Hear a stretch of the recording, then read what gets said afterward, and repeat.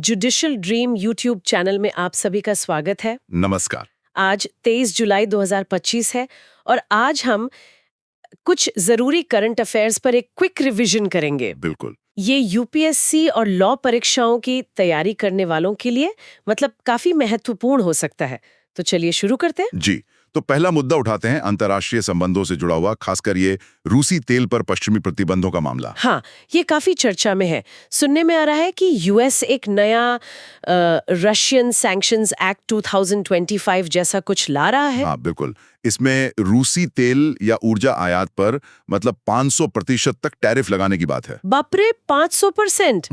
और नाटो की तरफ से भी कुछ सेकेंडरी सैंक्शंस की बात चल रही है, भारत, चीन जैसे देशों के लिए। जी, 100% सेकेंडरी सैंक्शंस की चेतावनी दी गई है। ये एक तरह से अप्रत्यक्ष पाबंदियां हैं उन देशों पर जो रूस से व्यापार जारी रखेंगे। भारत ने इस पर क्या प्रतिक्रिया दी है? भारत ने इसे साफ तौर पर डबल स्टैंडर्ड्स कहा है, मतलब दोहरा मापदंड। अच्छा, कैसे?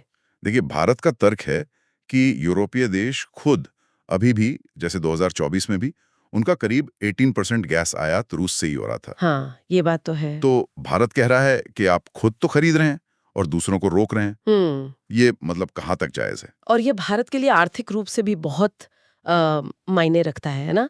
हम अपनी जरूरत का 85% से ज्यादा तेल तो बाहर से ही मंगाते हैं। बिल्कुल। हाँ। और रूस से सस्ता तेल मिलने से, जैसे 2024-25 में भारत का लगभग 35% तेल आयात वहीं से हुआ। हाँ। और इससे करीब 13 बिलियन डॉलर्स की बचत हुई।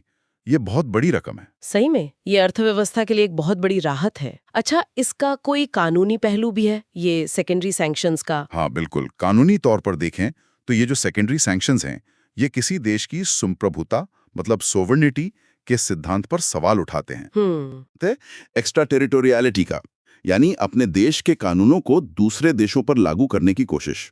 ये इंटरनेशनल लॉ के हिसाब से सही नहीं माना जाता। और WTO उसके नियमों के तहत? वहां भी इनकी वैधता मतलब लीगैलिटी वो संदिग्ध है, क्वेश्चनेबल है। अच्छा, चलिए अब ऊर्जा सुरक्षा से ही जुड़े एक और मुद्दे पर आते हैं। भारत के परमाणु ऊर्जा लक्ष्य 2047 तक 100 गीगावाट, ये तो बहुत बड़ा लक्ष्य लगता है। जी हाँ, ये केंद्रीय बजट 2025-26 में घोषित किया गया है और ये सरकार के विकसित भारत और 2070 तक नेट जीरो उत्सर्जन के बड़े विजन का हिस्सा है। अभी हमारी ये क्षमता कितनी है? काफी कम होगी इसके मुकाबले। हाँ, अभी तो महज 8.18 गीगावाट के आसपास है। तो आप समझ सकते हैं कि ये कितनी बड़ी छलांग लगाने की बात है। हमने COP28 में भी परमाणु ऊर्जा तिगुनी करने वाले संकल्प का समर्थन किया था शायद। जी हाँ बिल्कुल, भारत उस वैश्विक संकल्प का हिस्सा है। इसमें ये छोटे मॉड्यूलर रिएक्टर्स SMRS, इनकी भी काफी बात हो रही है आजकल। ये क्या चीज है? SMRS मतलब स्मॉल मॉड्यूलर रिएक्टर्स। ये छोटे फैक्ट्री निर्मित परमाणु रिएक्टर होते हैं, आमतौर पर 300 मेगावाट या उससे कम क्षमता वाले। अच्छा। इनका फायदा ये है कि इन्हें दूर दराज के इलाकों में लगाना आसान हो सकता है, जहां बड़े प्लांट लगाना मुश्किल हो। लेकिन इसमें चुनौतियां भी होंगी भारत के लिए। हाँ, कई चुनौतियां हैं। एक तो हमारा जो एटॉमिक एनर्जी एक्ट 1962 है, वो अभी प्राइवेट सेक्टर को परमाणु ऊर्जा उत्पादन में आने से रोकता है। दूसरा, वो जो civil liability for nuclear damage act 2010 है, यानी CLND एक्ट, उसमें सप्लायर की देनदारी का प्रावधान विदेशी कंपनियों को थोड़ा मतलब हिचकिचाता है निवेश करने से। हाँ, वो मुद्दा तो काफी पुराना है। जी। और तीसरा, भारत का न्यूक्लियर सप्लायर्स ग्रुप मतलब NSG का सदस्य न होना भी ईंधन आपूर्ति यानी फ्यूल सप्लाई को लेकर एक अनिश्चितता बनाए रखता है। समझ गए, ठीक है। अब जरा कृषि और खाद्य सुरक्षा की तरफ चलते हैं। भारत के बाजरा यानी मिलेट्स के लिए कुछ अच्छी खबर है। जी हाँ, बहुत अच्छी खबर है। रोम में अभी कोडेक्स एलिमेंटेरियस कमीशन की 88वीं कार्यकारिणी समिति की बैठक हुई थी। हाँ। उसमें भारत ने जो साबुत बाजरा अनाज के मानक मतलब होल मिलेट ग्रेन स्टैंडर्ड्स प्रस्तावित किए थे, उन्हें वैश्विक मान्यता मिल गई है। अरे वाह, ये तो बढ़िया है। इसका क्या महत्व है? भारत तो वैसे भी दुनिया का सबसे बड़ा बाजरा उत्पादक है ही। हाँ, करीब 38.4% हिस्सेदारी है हमारी। देखिए, महत्व कई हैं। एक तो बाजरा अब हमारी सार्वजनिक वितरण प्रणाली PDS और ICDS mid day meal schemes इन सब में शामिल हो रहा है। हाँ, पोषण सुरक्षा के लिए अच्छा है। बिल्कुल। और दूसरा, ये जलवायु अनुकूल फसल है, क्लाइमेट रेजिलिएंट है, कम पानी में उगती है। और ये कोडेक्स मानक मिलने का कानूनी या व्यापारिक महत्व क्या है? इसका बहुत बड़ा महत्व है। कोडेक्स मानक जो हैं वो WTO के SPS समझौते यानी sanitary and phytosanitary measures agreement के तहत अंतर्राष्ट्रीय व्यापार विवादों में एक रेफरेंस पॉइंट बनते हैं। अच्छा। तो इससे भारतीय बाजरा निर्यात को अंतर्राष्ट्रीय बाजार में ज्यादा आसानी से स्वीकार्यता मिलेगी, उसकी क्रेडिबिलिटी बढ़ेगी। ये तो निर्यात के लिए बहुत अच्छा है। चलिए अब आखिर में एक रक्षा क्षेत्र से जुड़ी खबर ले लेते हैं। लक्षद्वीप में बित्रा द्वीप का अधिग्रहण। जी, बित्रा द्वीप ये लक्षद्वीप का सबसे छोटा बसा हुआ द्वीप है, लेकिन इसकी लोकेशन बहुत स्ट्रेटेजिक है। ये महत्वपूर्ण शिपिंग रूट्स के काफी करीब है। तो भारत ने इसे रक्षा उद्देश्यों के लिए अधिग्रहित किया है? हाँ, रक्षा उद्देश्यों के लिए। इसे INS द्वीप रक्षक और INS जटायु के साथ मिलाकर एक नेवल ट्रायड बनाने की बात हो रही है।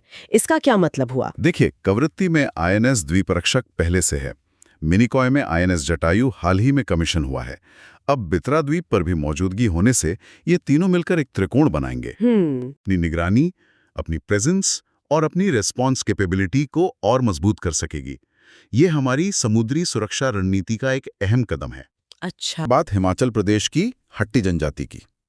अभी खबर आई कि वहां 2 भाइयों ने एक ही महिला से शादी की। हाँ, ये सुनने में थोड़ा अजीब लग सकता है आज के समय में, लेकिन ये उनकी बहुपति प्रथा यानी पॉलीएंड्री है जो उनके समुदाय में चली आ रही है। और ये हट्टी जनजाति इन्हें पिछले साल ही मतलब अगस्त 2023 में शेड्यूल्ड ट्राइब का दर्जा भी मिला था।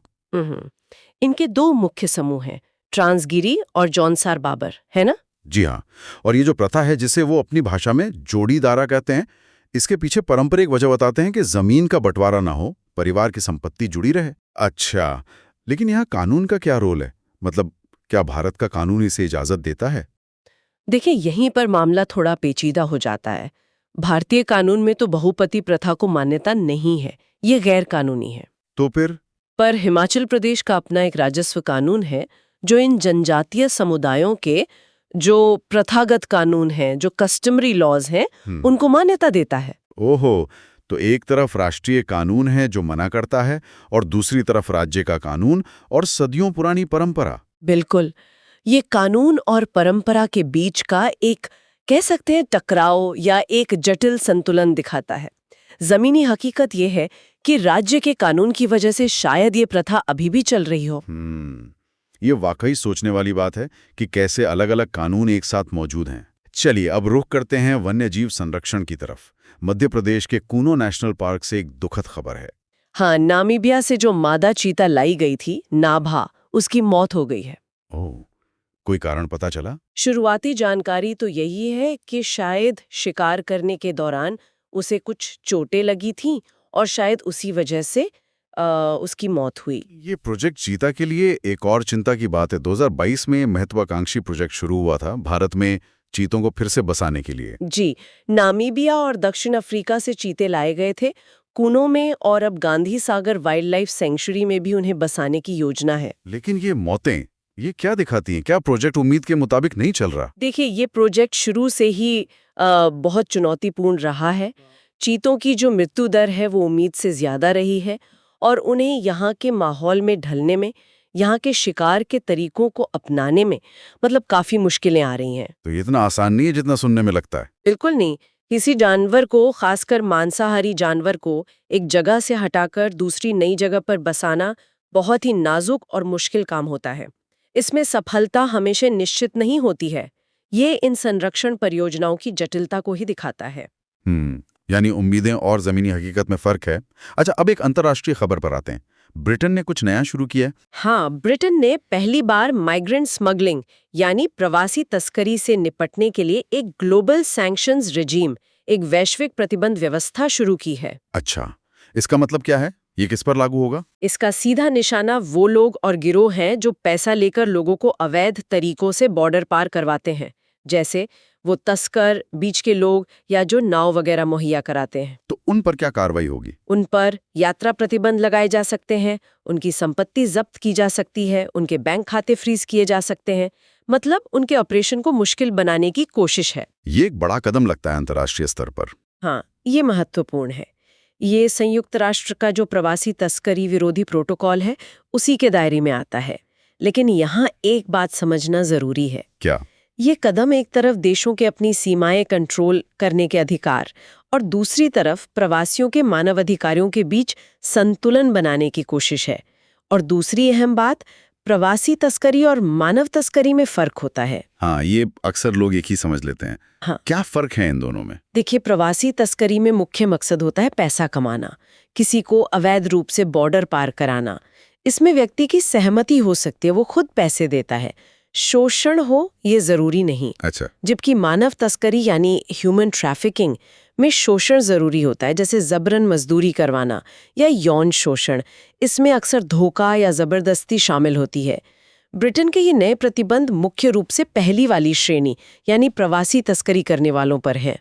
तो ये थे आज 23 जुलाई 2025 के कुछ खास करंट अफेयर्स। इस तरह के और विश्लेषण और रिवीजन के लिए जुडिशियल ड्रीम यूट्यूब चैनल को सब्सक्राइब करना न भूलें। धन्यवाद। धन्यवाद।